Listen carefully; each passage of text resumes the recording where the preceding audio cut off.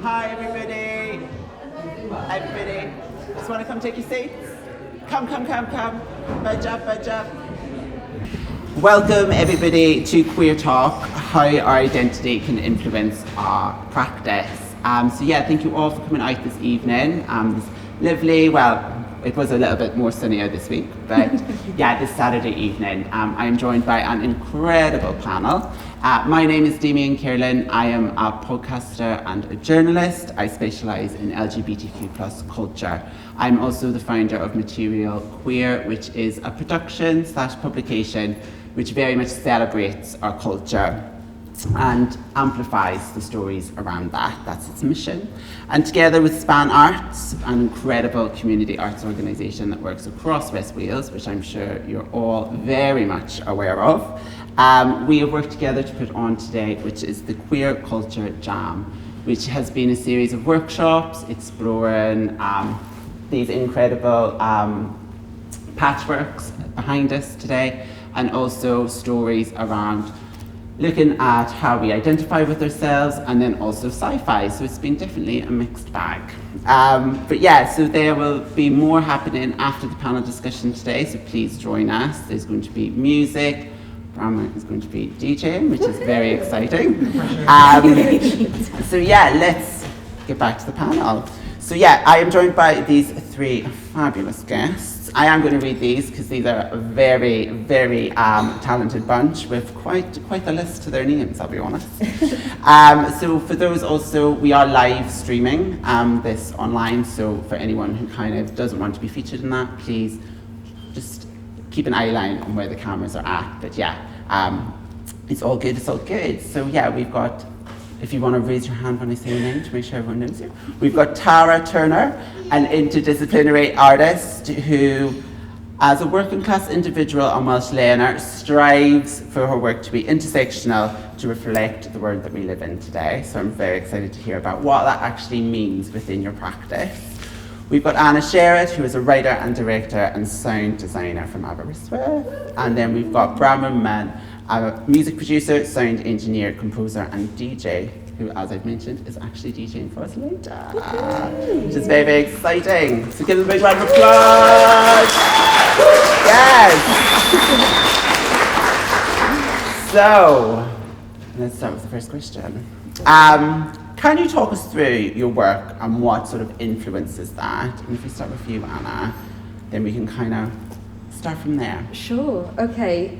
So Anna dwi. Helo, dwi'n gweithio yn y Gymraeg a'r Saesneg. I work in Welsh and in English. I'm a director. I recently directed Farmers, Townies and Grockles with Span Arts, which was a verbatim play exploring the many diverse communities in Pembrokeshire and their responses to the housing crisis. I am also a sound designer. Most recently, I made sound design for a show called Orchestra by the wonderful Charlie Josephine, which was amazing. And last year, my sound design for Samfire went to the National Theatre. That was a show that delved into a young working class boy's experiences with PTSD, so quite hard hitting, but we had a lot of like fantastical elements, very Stranger Things, that's how I describe that one.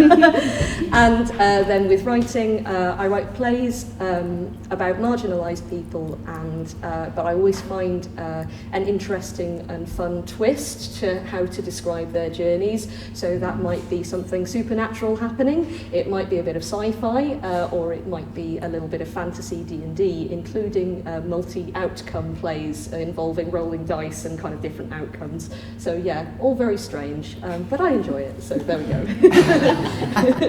And just staying on that for like just one second, just did I say that is of course. How, when you're working with sort of multi-outcome plays, what influences that, and how do you get into the thinking to think, right, how, because it's hard enough to get to one point, never mind multiple points.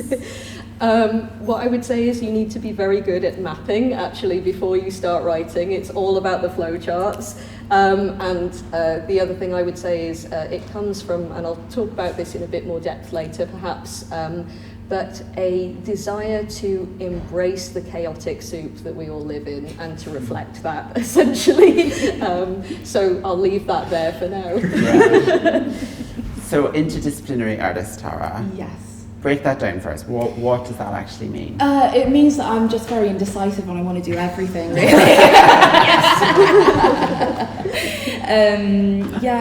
That's the technical term, but I kind of got about with everything that I do by like just being in the right room or like fiddling around with a bit of technology, and I've kind of found my way through the creative sector because of that, and it's always stemmed from a place of curiosity. So yeah, that's the basic way of grouping it together. Yeah. And Grandma? Could you repeat the question? So let's talk us through your work and kind of what influences there. Well, and similar to Tara, I do like a massive range of work. It's very difficult to like equate that. I think you could break it down in terms of influence into two things. One, which is the main part of my work, which is where I'm often piggybacking on other people's influences. If I'm being commissioned to do something, it's trying to tap into where they're coming from, but also bring a bit of like my experience of all the different things I've done and trying to work out what of that might be in common with what this person who's commissioning me is looking for. And then the other side would be things that I instigate myself, which are definitely a minority of the things I do. And those, it's difficult to say. I think I have a huge musical background of music that I've loved. I've lived through many decades of popular music and I love all of it. So sometimes I do find myself sitting in front of a computer or an instrument and thinking I don't even know where to start. But what invariably comes out is something, it's actually quite, I'm not generally a spiritual person, but I think my music is probably my spirituality. Mm. It's some like indefinable, abstract thing that I find really difficult to relate to other parts of my life. How do you then, if that's kind of where you draw that sort of inspiration from, when those commissions come in and they can be quite straight-laced or direct in terms of kind of the outcome and what I suppose is expected from the commissioner, how do you channel that? I love that. I love people who are very specific and bring lots of references, and then I can quite easily find, I feel like I turn into a kind of morphing character where once they've said, oh yeah, it's got a little bit of this and a bit of that, and watch this video on YouTube and that's the kind of flavour we're looking for, then I can somehow morph myself into that person in a sort of chameleon-y way. And I guess in that sense, I don't know whether that is coming from me or whether I'm just channeling something. I don't know if that explains that. No, it definitely does. It's like trying to like honour the commissioner's influence, if that makes sense. Yeah. So we're here to talk sort of about how our identity sort of influences our work and sort of how that carries through from, I suppose, from that initial concept right through to what's created at the end. We all identify as LGBTQ+ or queer, however you want to phrase it.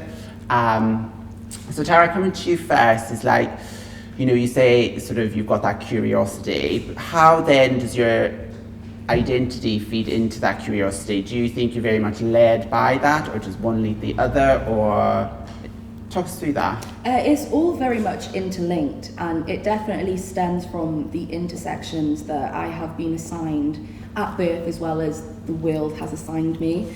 So being from a working class background and living in a very working class area like Pembroke Dock, seeing other creatives, especially after moving to Cardiff and seeing all of the opportunities that they had growing up versus the ones that I had, it raised my curiosity even more. And everything that I do definitely stems from a working class, in a sense, anti-capitalist point of view, because that is one of the biggest boundaries that people face with things. The fact that this event is free is absolutely fabulous, and there needs to be so much more of it. But because there are so many different boundaries that people face in regards to where they live, or if it's finances, and finances is a really big loaded one at the moment, that's definitely where I'm leaning towards. And I find with me focusing so much on being like working class, everything else starts to fall into place, because I think I'm able to, especially because I do a lot of community work, I feel like people can relate to me a lot more when I lead with me being working class, because people see, you know, someone who's dressed quite artsy-fartsy and thinks that, like, I don't know, they're posh, or, do you know what I mean? Like, there's all these misconceptions, where in reality, you know, all my clothes at the moment, they're hand-me-downs, like, do you know what I mean? I live like a very working class life, and I just moved back in with my mum, do you know what I mean, to like help with the rent, and I was like very ashamed of that back like last year, but I'm now in this space where I'm just like, you just got to feel the fear and own it and just do it.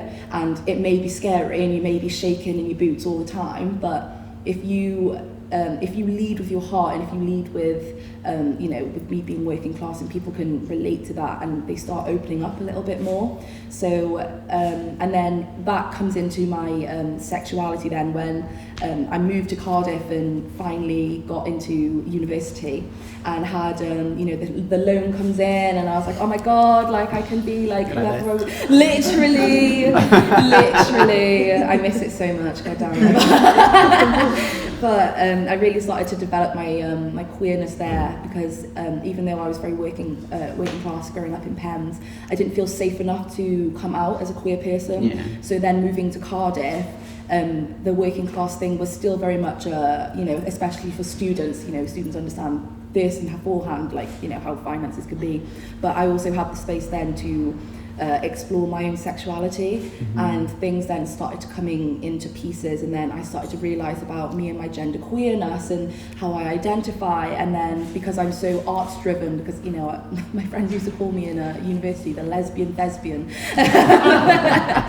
It's amazing, right? So because I'm so involved into theatre and stuff like that, having that as like a blanket growing up, and then being able to then go and pursue a degree in performing arts, and then finally being away from somewhere that I didn't feel quote unquote safe, and then being in Cardiff, I was able to then really focus in on my own safety, how I present to the world, and I very much carry like main character energy, because there are people that look and sound and are like me out there, but they're not being represented.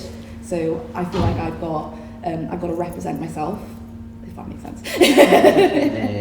So do you find then, like there's a richness then to the sort of work that you're producing, because there's multiple layers there, I suppose? Yeah, it's definitely something that needs to be treaded quite lightly, and it needs to be there needs to be a lot of patience and understanding. And I'm now branching into working with children as well. So this week was really put to the test of working with like smaller little children. There was this one child that kept speaking like Yoda when I was trying to film something, and I was like, do you know what? No, I'm going to allow it, because this is how I was as a kid. So I totally understand it. So it definitely does feed into that, but I just think some people underestimate how vulnerable people are when it comes to being honest about their intersections, and especially with the finances and stuff. So I do find it really interesting. It is very rewarding to see just people who look, sound, who have a similar experience as me, see the work that I do, and see that they see themselves in it, and they're like, oh my God, you know, if I want to go and do some artsy-fartsy thing up in Cardiff, I could do it because Tara's done it. And I'm like, yes, 100%. No, well, 100%, and that's what it should be striving to do. Yes. Amazing. So Anna, then how, because I suppose your identity, Cadence, how you portray your identity is sort of down to yourself, and how you tell your story and how you relate those stories, because, you know, you ran our sci-fi workshop earlier. So like how close and how personal is that to you? So it really depends on the piece that I'm writing. I'm at the moment working towards, because when I was writing a few years ago, I was writing very much from a place of processing a lot of trauma. And I am proud of that work, but a writer called Amanda Wilkinson really changed my perspective on that when she said you can write from a place of kindness. It doesn't always have to be from anger. So with my more recent work, I'm kind of moving towards that now, and that's been a really lovely, joyful process as well. Yeah. And I value being able to work from both of those places, I think. Yeah, I mean, in terms of identity, it's there in everything that I write, even when I don't realise it. I've only been out quite recently, and yet the very first play that I wrote was a musical about an angsty bisexual coded mermaid. Should have known, really. Yeah. But, you know, we didn't notice until about 12 years later, so there we go. But it's always been there, and not just that, but, you know, sort of like Tara was saying, those intersections as well. So, for example, the multi-outcome play that I was talking about expresses I had a journey as a young person with cancer. And so it was about me during that time, and also the people that I met and made friends with in that ward as well, because it was a very particular environment that I wanted to share with the world. And I also wanted to sort of shine a light on maybe some people that many people in the audience might not have had access to, and stories they might not have come across yet. So it was very much about that. And the same goes with, you know, my queer characters in plays. It's all about kind of just sharing different ways of being with people, and making sure that there is access to those stories as well. Yeah. No, it's quite interesting that you touched on that, like, sort of behind the doors of sort of being in the hospital, and people's, I suppose, perception of that. And I do think, you know, as a queer person myself, working within the queer arts, is that we kind of sometimes have been held by shackles almost by our trauma, and what people, and there's always been the negative perceptions of being LGBTQ plus or being working class. Do you feel, and we'll come to you, Bronwyn, do you feel that we're still in those shackles, or do you feel like we're finally kind of like, let us be a bit more free?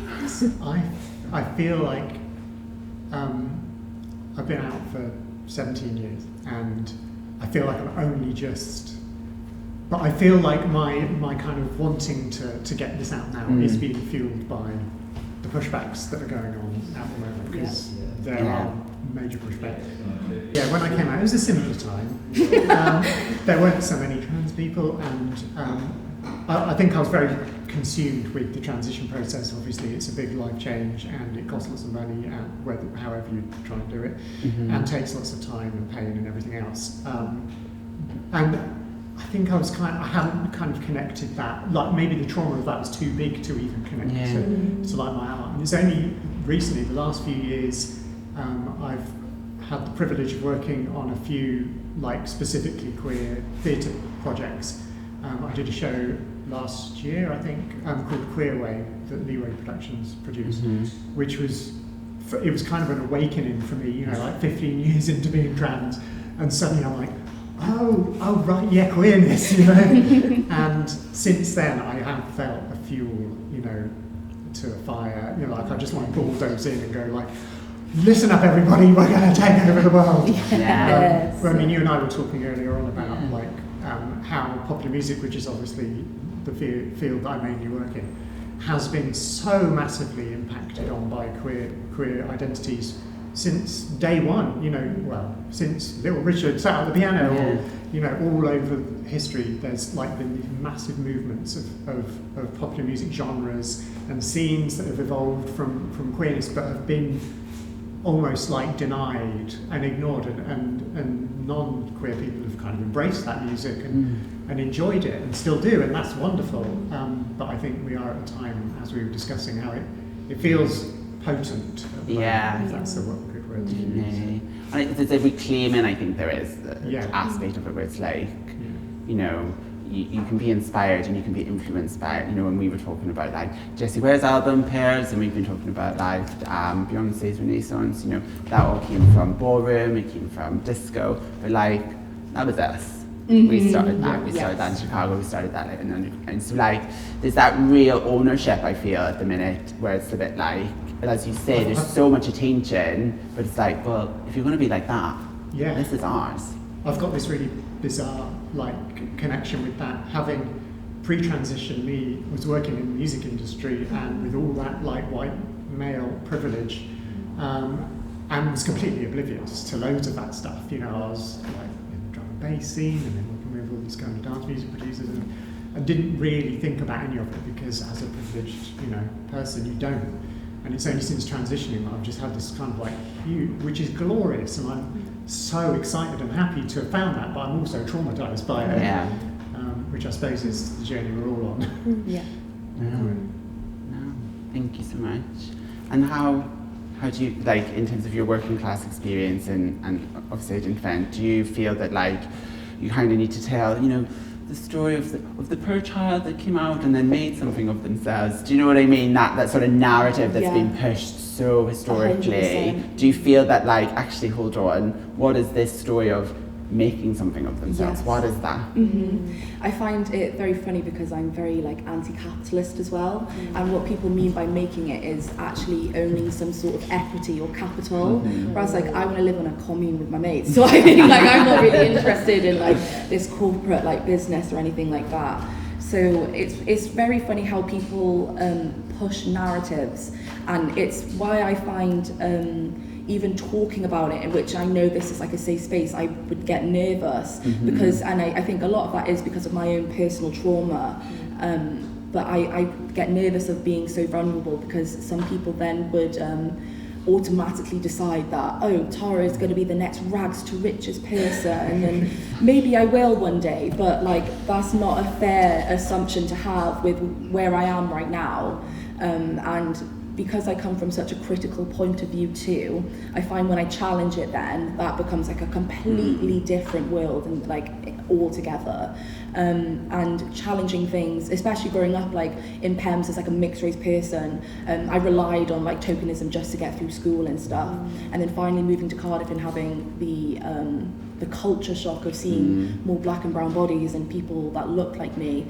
And I started to understand why people are so critical, because that's, you have to be, you know, and especially in these times now where we have like the Cosy Livy and we have all these, you know, like with what's going on with the elections, you know, the world is finally starting to, I say like in a sense of like, we're all starting to like understand the idea of like class consciousness. We're still very, very far away from it, but it's really important to hold space to make sure that people can have the space to articulate exactly what this is and not be scared to have a critical thought, especially for people with varying intersections, i.e. those who are trans or non-binary or are from Asian or black and brown bodies who may change their tone or something, and someone tries to perceive that as something that it's not, when in reality it's majority, it's just coming from a place of passion or a place of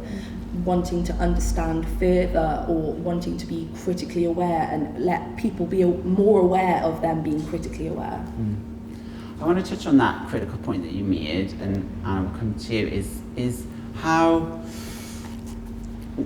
we put our work out there, and as you say, it's a hot potato out there at the minute, like, you know, and we've got social media, which is so there, you know, it's no longer where you put work out and maybe it was reviewed by a critic in a newspaper that no one's really going to read. It's literally there, they can tag you in it, it's very visible, it can become very much talked about, and it can become very much sort of honed in on and centralised. How do you cope for that through the creative process, and is that something that you even really think about, like during it, or is that something that comes at the end and you're like, shit, like I hope people like this, or how? Yeah, I think I'm still very much learning how to do that. I'll start by saying that I haven't figured that out yet. I'll let you know. You know, but yeah, I mean, yeah, certainly when I started out, I was just throwing things out there and not really thinking about the repercussions of any of it. Oh, to hell with that, it's fine, it's gone now. But yeah, I think at this point, my main concern is ensuring that my rehearsal spaces are a safe place to be, that people have an escape route if they need one, particularly if we're dealing with people being maybe triggered by something or, you know, any. And I think we're being a lot better about this now with access riders in particular, and knowing people's different needs that are so easy to implement most of the time, and just ensuring that we can really make those spaces work as well as they can for everybody involved. And I think that's super important. When it comes to dealing with criticism, well, I'm famously bad at that. I'm pretty certain I might have rejection sensitivity disorder, as I'm sure a lot of queer artists do, to be quite honest with you. And it's hard, but also some of the best changes in those pieces of work came from those moments of criticism. So, I mean, first of all, I have to step back and work out what parts of that criticism are helpful for me to keep, what parts are more about the other person than about me, or about the team that I've created something with, because very often it's not just me, it's a whole crowd of people that are making things together. And I very much rely on them. And we get from each other, but yeah, and allowing those to kind of feed through and make our work better, and I think that's the only thing I can do with that. So yeah. There we go. That sounds very healthy. Very healthy. And probably because you can just put stuff out like online, because obviously with audio, that there can be obviously not an instant to it because it takes a long time to process and create, but it can kind of be put out there with a press of a button to an extent. How have you got better at that? I don't know that I have, to be honest. I feel it's different with the theatre work I've done, because then it's definitely you're part of a bigger community, and like you were just saying, like the whole idea of rehearsal spaces being like it all feels really like a good process. Not that making music isn't a good process, but like I do feel like we're often in a bubble. If I'm just working on a track with somebody in the studio or whatever, you are literally in your own little bubble. And before, in the before times, you'd have a liaison with the record label, and the A&R person would come down, and you'd go and meet somebody else, and there'd be some PR people. There'd be this whole kind of like chain of network or whatever of introducing that work to the world. Whereas now, like you say, you can like make something in an afternoon and release it, which isn't necessarily the most successful way of working. But yeah, the short answer is I don't think I've really figured out how that all works. And it's constantly changing. The music industry is really, really messed up at the moment in that nobody really knows what's going on. How is it working? Has streaming really killed it, or do we have a new way of working? What's going on with all of that? And I think there's so many different people in so many different situations. Like some people who are, like me, just bedroom producers or whatever, working on things, and then there are other people at the high end of the big record labels that are still hanging on for dear life, and we're all trying to figure out like how does this work. And social media is just an added complication of that, which is a wonderful gift for us indie artists, because it does mean you can reach people, but I often find it's a bit unfulfilling in that you never quite reach the people. I don't feel that I don't feel like I've been exposed to like negative criticism via that musically. I'm quite wary about where I go online. And I've consciously, particularly over the last couple of years since COVID, I've done an overhaul of like who I follow and what I have in my feeds and everything. I mean, obviously, when you release work of your own, you still have that thing of like, oh, quick, has anybody seen it yet?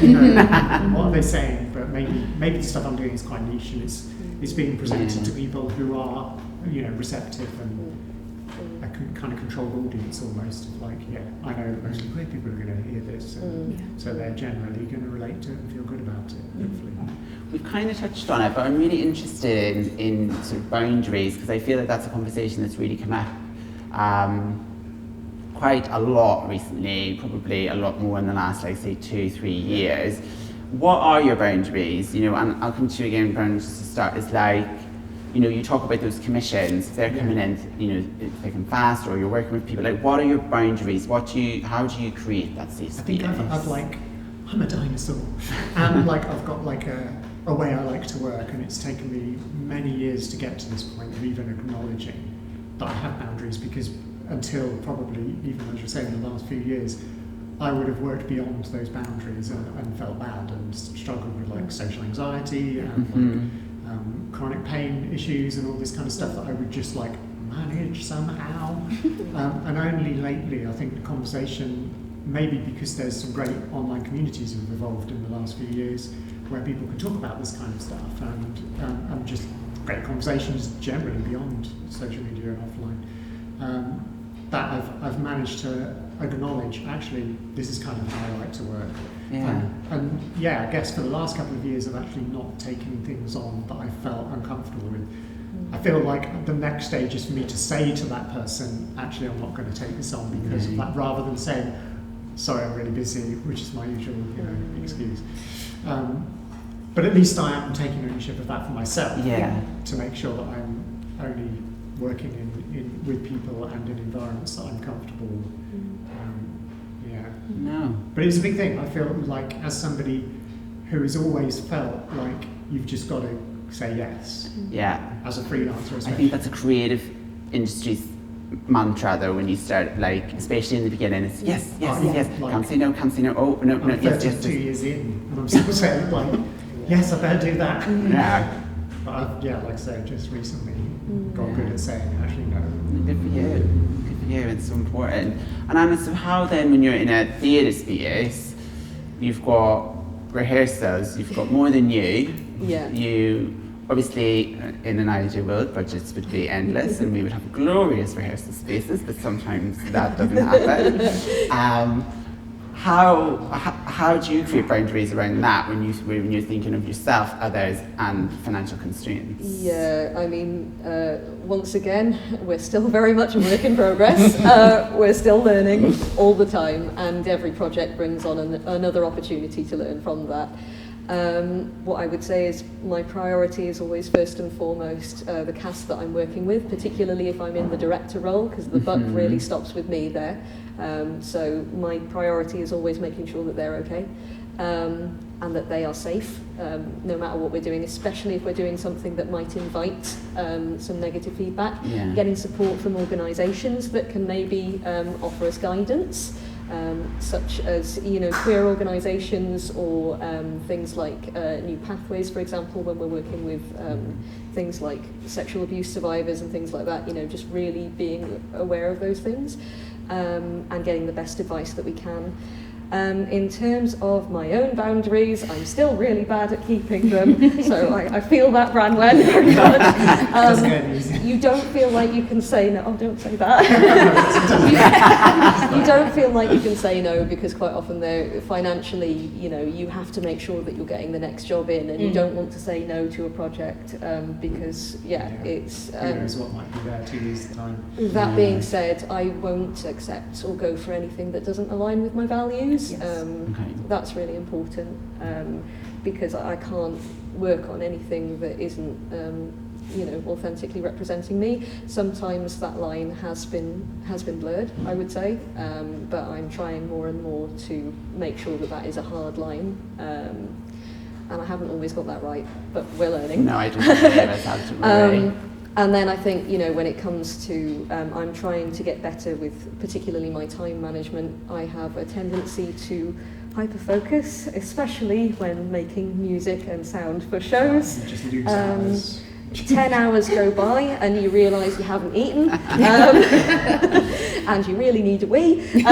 so that's never a good thing, but I'm finding ways to work around that and to kind of either getting somebody to call me after a certain amount of time, just little things like that, alarm reminders, have you drunk water, that kind of thing, just really basic stuff to kind of help me maintain my own well-being and my own boundaries as well. Because if I want that for others, I should be doing it for myself too. So we're learning, but we'll get there.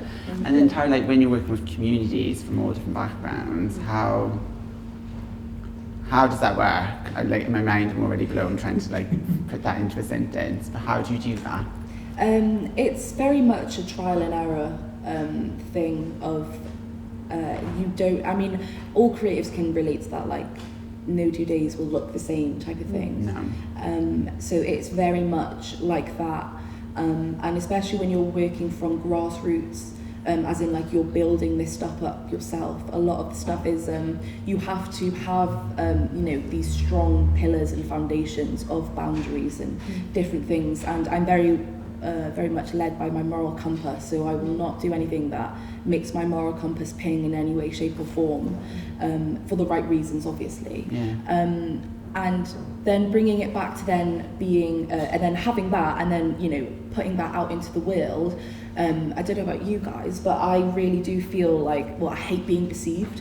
And I hate being perceived because I have such an unfounded fear of not being perceived in the way that I need to be perceived, as in this, you know, queer, mixed race, dual heritage, dual citizen, intersectional person, and people are only just seeing one side of me, where it's like, I don't know, they might know me from school and they can't see past that type of thing, and I have a real big fear about that, and I'm working on, you know, therapy with that and trying to get over that. But I think it's because I'm so like self-aware, because the world has made me so self-aware. Like, I didn't realise I was mixed race until like my uncle told me I was mixed race. Like, I was like, oh no, I'm just like a bit darker than my mum type of thing. So it's not linear either. And I think a lot of people are, that's what scares a lot of people, like the fact that like this whole process isn't linear. Community work, like, it cannot be linear, because you're working with so many different people from so many different backgrounds, and especially when you have like age that comes into it, and I'm finding that now with children, where you have like, you know, school and stuff. There are new obstacles that pop up all the time, but it's being able to think on your feet and, like I said, like feel the fear and do it anyway. And it's also okay to kind of voice that like you are afraid. And I find the more times that I do voice and the more vulnerable I am with people, the more receptive people are to whatever I'm doing. They'll be more interested because they see, oh, this is a genuine human being who is just trying their best. And yeah, they may be bricking it all the time, but in 20 years' time, I know that I'll be laughing about this. Do you know what I mean? But it's not 20 years' time at the moment. So I still got to work through and do what I got to do. But yeah, it's not linear, but it's a work in progress. And I feel like, in a sense, it's kind of like, it's like almost like bubbling, like revolutionary as well, like laying like groundwork that people can go off and like build their own things from. So what work then are you particularly proud of, or like, if you look back at what you've done and you're like, shit, yeah, that was there, I nailed it there? Yeah, there were a few things. I'll get it down to two, but so I entered my second year of university, and then the pandemic hit, and my degree is in performing arts.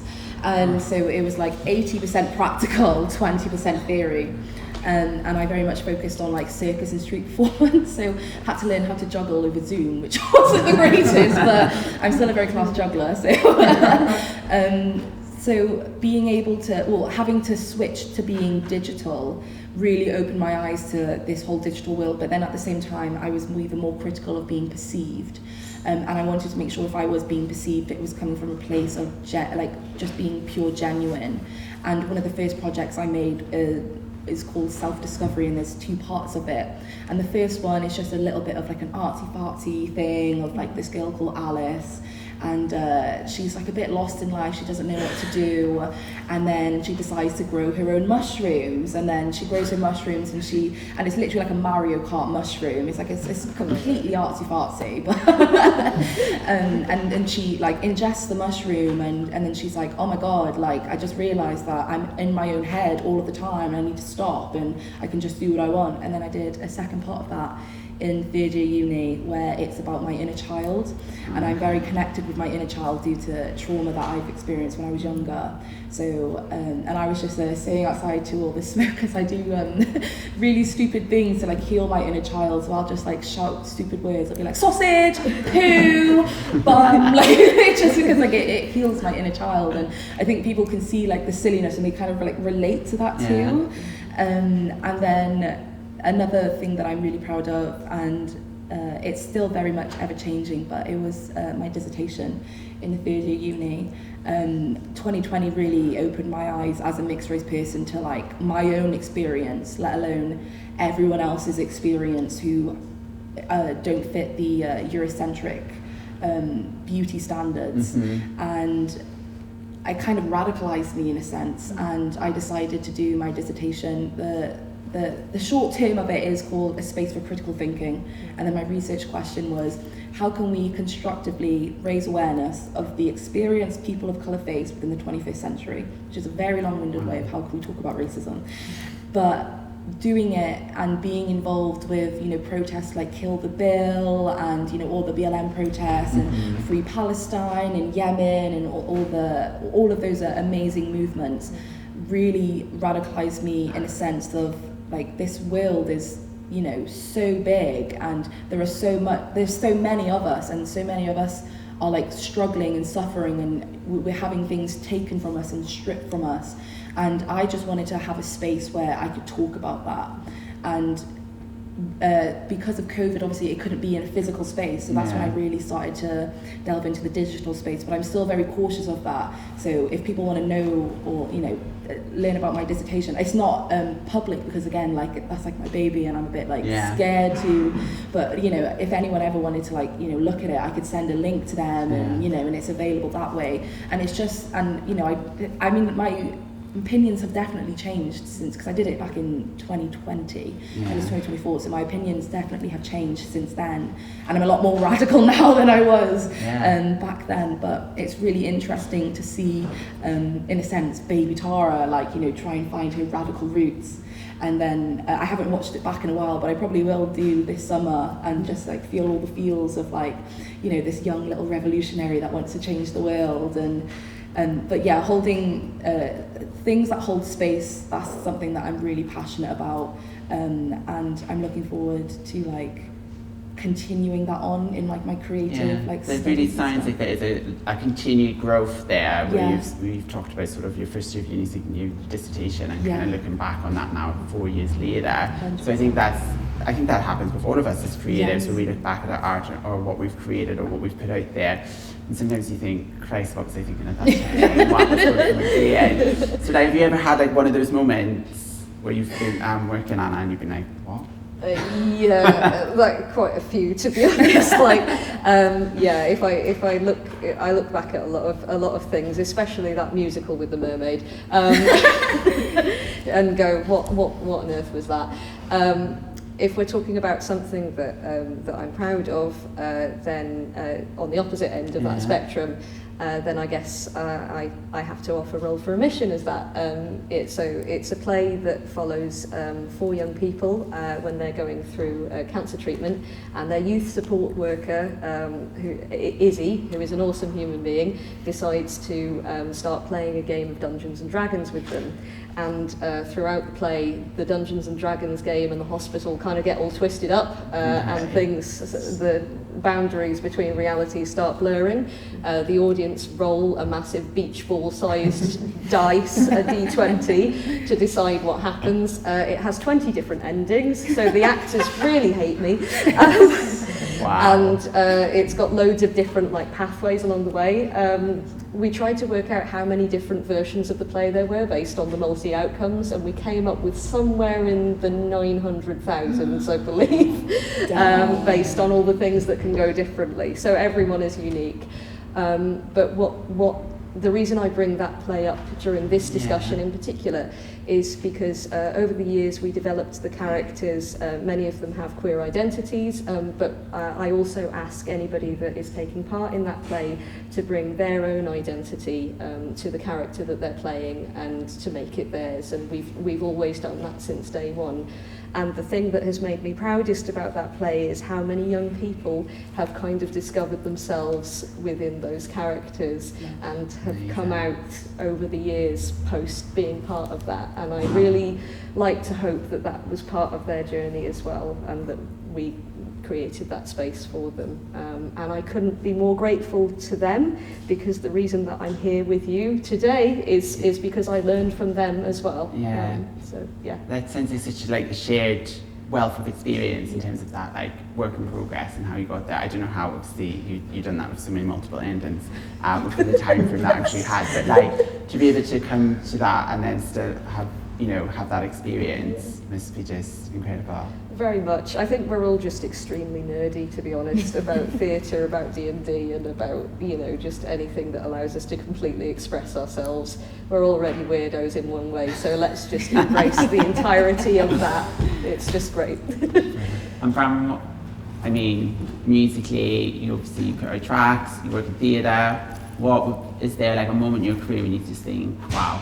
Yeah, there is actually, and it ties into partly into your mentioning of anti-capitalism earlier on, but also saw a bit about what you've just been getting at. I started off trying to work out which, oh God, what are the things what have I even done? But there's an amazing contrast between two things that I did, and the sense of pride in the unlikelier one is, anyway, I'll probably try and explain it. Pre-transition me in London, I did a gig at the Barbican, which I MD'd and performed in, which is like, my mind now cannot understand that. And obviously I was proud of it, but it didn't, I don't know, it just somehow didn't land with me. Like, I look back on it and I'm like, that was amazing. The guy who was the artist won the Mercury Music Award that year, and I was just like, I've landed. But it didn't land with me inside somehow. Came to Wales, figured out I was trans, and transitioned, and the week before I went in to have my reassignment surgery, I was teaching at a school given Emlyn, secondary school in Newcastle Emlyn, and we did a fundraiser which was a 24-hour sponsored album creation. And me and 12 students, I think it was, we did 10 o'clock on a Saturday morning till 10 o'clock on a Sunday morning, non-stop, and we made an album. And like, they were working in little pods, doing the track, and then there was like a room where we were doing lots of live recording, and it ended up at like 6 in the morning, and I was mastering it, and I turned around and all the kids had come in and they were just watching, and like, and we raised £1,500, which is pretty impressive for a tiny group.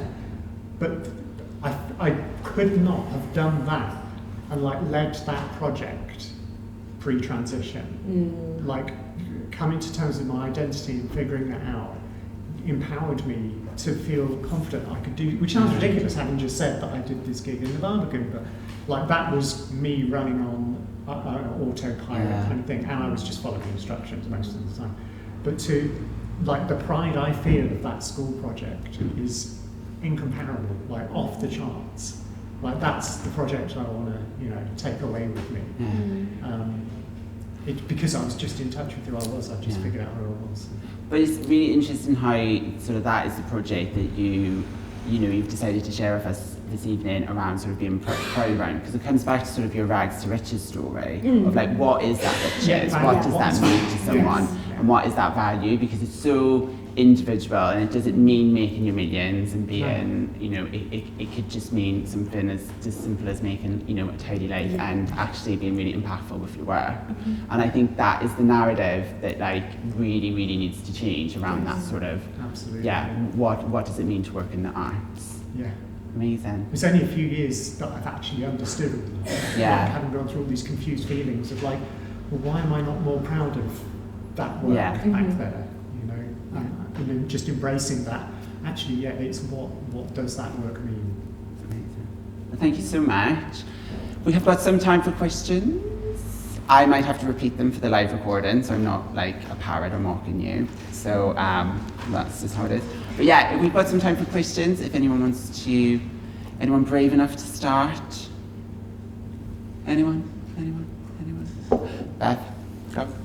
I wanted to ask about if there's a difference or a connection being queer creatives in rural West Wales versus anywhere else in particular.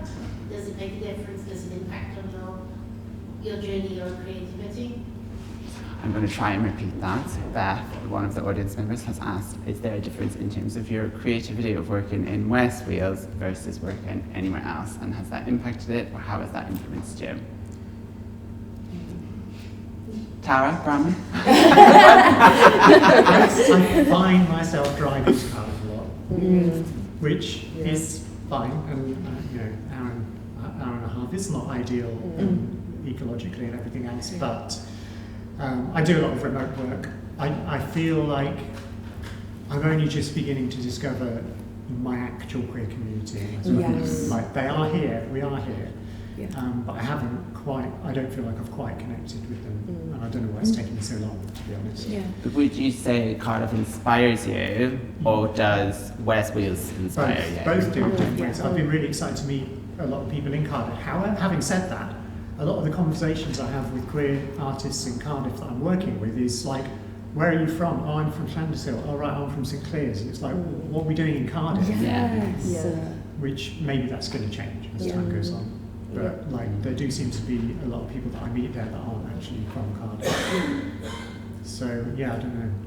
We're geographically challenged. Yeah, I really resonate with that, and I always felt as well that I wouldn't make it from, because my passions lie in theatre, and the only theatre that I had growing up really was like the Torch Theatre in Milford Haven, and I was like, well, that's it. But I don't want to do that. I want to go somewhere else. But I didn't think that there was space for me to do my own thing. So that's why I went to Cardiff, and it definitely helped shape me to who I am as a person now. And I am so thankful for all the friends that I've made in uni and all of the networking that I've done. And I know that Cardiff will always be my home, in a sense of I'll always feel at home there. I'll never feel like an imposter. But I find it interesting now, being 26, and I moved back to Pembrokeshire last year. So being back in Pembrokeshire at 25, I felt like an imposter in a sense, because what I was doing in Cardiff was considered so radical, and I'd be involved in protests where I'd be stood in front of police stations shouting all types of abuse at them, and then for me to try and channel that energy in West Wales, I even now still feel like I can't, because there isn't a lot of space for that. But back to what Branwen said about community and connecting to community, and it's so important to have like events like this, because now I know that there are queer people in West Wales. Look at us occupying space. Who would have thought it? And so I really do value that, and I'm definitely going to start leaning into being proud of being from a rural place a lot more, because I'm sick to death of not having opportunities because I'm not living in Cardiff anymore. And I personally believe it is like a form of discrimination, in the sense of that there aren't even as simple as like spaces, like there isn't the I was about to say architecture, that's not the right word. Infrastructure, that's it. There isn't the infrastructure down here, and like I said, I'm from like Pembroke Dock, so and I would love to see some more like infrastructure down there, where it involves creatives and not having to travel all the way up to Fishguard. And don't get me wrong, Fishguard is fabulous and stuff, but like Dock Pembrokeshire is my home, and I want to do more things for my local community that way.